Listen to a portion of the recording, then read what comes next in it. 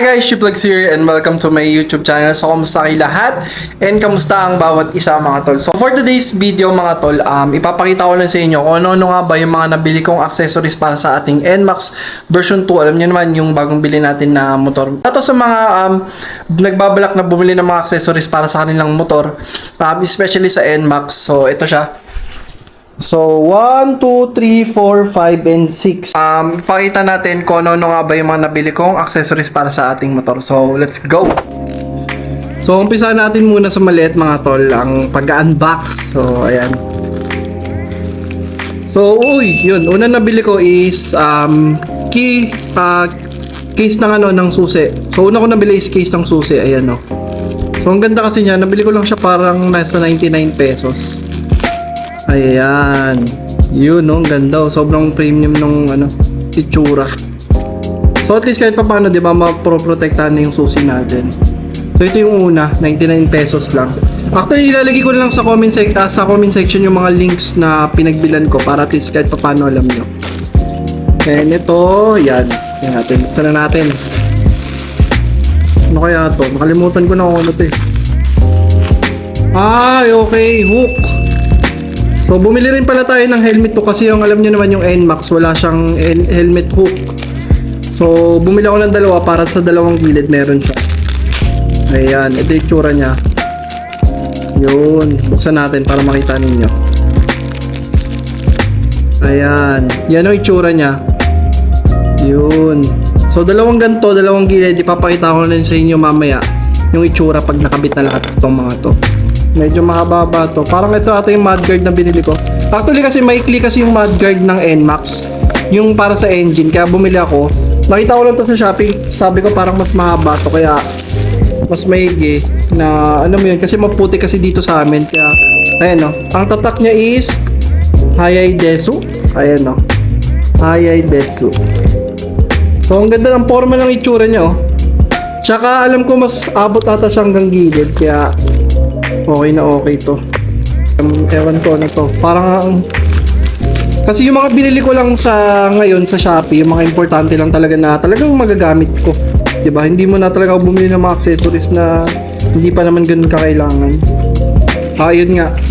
So bumili rin ako ng gauge film para kahit papaano, alam mo 'yun, maprotektahan yung sa gauge natin kasi feeling ko mukhang sensitive yung gauge natin eh. Tsaka madaling magasgasan. So, binili ko na siya ng pin. Parang nasa 99 pesos sa tabili ko dito.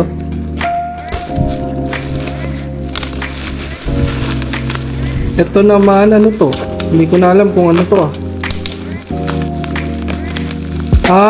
okay. Lahat kasi ng NMAX na nakita ko sa daan, meron siyang ganito. Yung sa may kaliwang packet niya kasi walang takip. Yung sa may charging port. So, binilan ko na rin siya. 99 pesos lang binili ko dito. Ang ganda ng quality. Sana sakto lang talaga siya. Ayun o. Glossy pala tong nabili ko. Kala ko matte. Mas gusto kasi yung matte eh. Pero ewan ko kung tama ba. Check ko rin mamaya. Ayun o. Ang ganda ng quality. Makapal din yung pag-plastic niya. So, yan. Last but not the least, malaki-laki. Alam ko na kung ano to. Ito yung binili ko. Parang nasa 300 plus lang ata ito. Tama ba ako? Ayun, ang ganda ng lagayan. Ito yung cover ng motor para sa labas. Kung ipaparking mo siya sa labas. At least may cover. Ayan. Ganda. Wala siya kasi siyang specific na kulay. Mamimili ka lang doon kung dark or light yung kulay na bibili mo. So, yun kasi dark eh. So, ayan, bali papakita ko na sa inyo pag nakabit na to lahat ng accessories na meron tayo. And balitaan ko kayo mamaya guys. Let's go!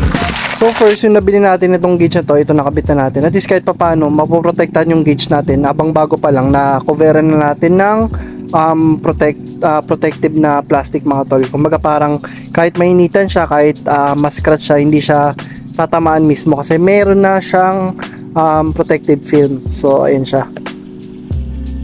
Next, ito na nakabit na rin natin itong ating helmet hook. Kahit papaano meron na tayong sabitan sa ating mga helmet, 'di ba? Kasi ang hirap kasi nun kasi 'di ba wala tayong gulay board ngayon. Ang maaari na lang natin gawin is malagyan ng helmet hook para just in case medyo naman nagagamit natin yung harap natin.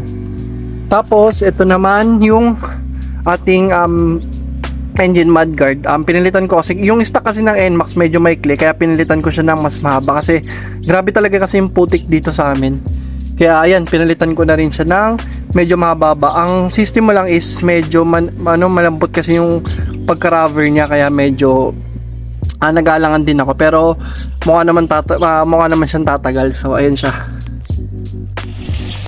Tapos syempre bumili rin tayo ng ating cover dito sa may side pocket natin, dito sa may chargera natin. At least kahit papaano, 'di ba? May harang-harang na rin siya. And syempre nadikit na rin natin ang sticker natin. So ayan siya. Ito pa lang nabili natin, kinabit na muna natin dito sa isang motor natin dahil since ito muna yung ginagamit natin habang wala pang ORCR. So ayan siya. Nabili ko siya for 399 pesos.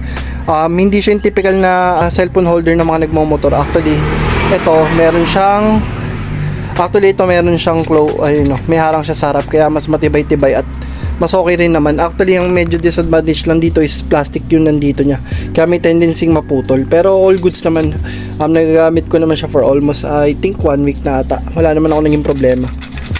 Ito rin pala yung motor cover na nabili natin for 165 pesos ata ito nabili natin.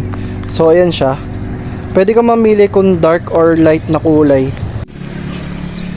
Tapos kung may top box o wala, kaya medyo malaki-laki na rin siya. Bali, double check nyo lang or message nyo lang yung seller kasi yung nabigay sa akin is may butas. Pero at its price, medyo goods naman yung quality ng tela. Makapal-kapal na rin. So ayun yung mga nabili nating accessories para sa ating NMAX version 1, and maraming salamat kung nakabot ka man dito, and don't forget to comment, like, and subscribe kung nagustuhan mo yung mga ganitong content. And this is Ship Vlogs. See you next vlog. Peace out.